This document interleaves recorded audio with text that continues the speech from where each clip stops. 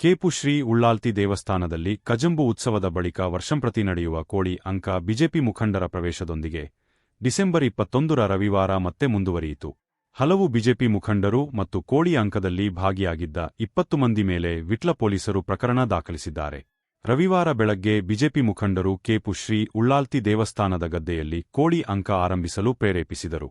ಬಹಳ ಹಿಂದಿನಿಂದಲೇ ಕೇಪು ಕ್ಷೇತ್ರದಲ್ಲಿ ಕಜಂಬು ಉತ್ಸವ ಬಳಿಕ 3 ದಿನಗಳ ಕೋಳಿ ಅಂಕ ನಡೆಯುತ್ತಾ ಬಂದಿದೆ. ಇದು ಜೂಜಾಟವಲ್ಲ, ನಂಬಿಕೆ. ಆದುದರಿಂದ ಧಾರ್ಮಿಕ ಕಾರ್ಯಕ್ರಮದ ಅಂಗವಾಗಿ ಈ ಕೋಳಿ ಅಂಕ ನಡೆಸುವುದು ತಪ್ಪಲ್ಲ ಎಂದರು. ಸ್ವಲ್ಪ ಹೊತ್ತಿನ ಬಳಿಕ ಪೊಲೀಸರು ದಾಳಿ ನಡೆಸಿ ಹಲವರನ್ನು ವಾಹನದಲ್ಲಿ ತುಂಬಿಸಿ ವಿಟ್ಲ ಠಾಣೆಗೆ ಕರೆತಂದಿದ್ದಾರೆ.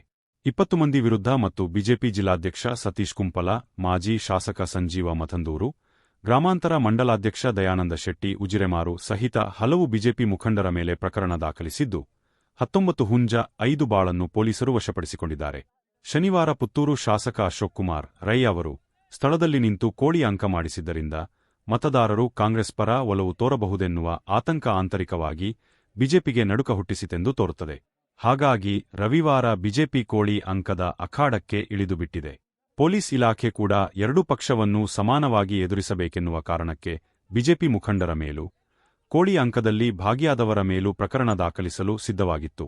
ಕೇಪು ಕೋಳಿ ಅಂಕ ರಾಜಕೀಯ ಪ್ರಹಸನಕ್ಕೆ ತಿರುಗಿದ್ದು ಯಾವ ರೀತಿ ಪರಿಣಾಮ ಬೀರಲಿದೆ ಎಂದು ಕಾದು ನೋಡಬೇಕಾಗಿದೆ.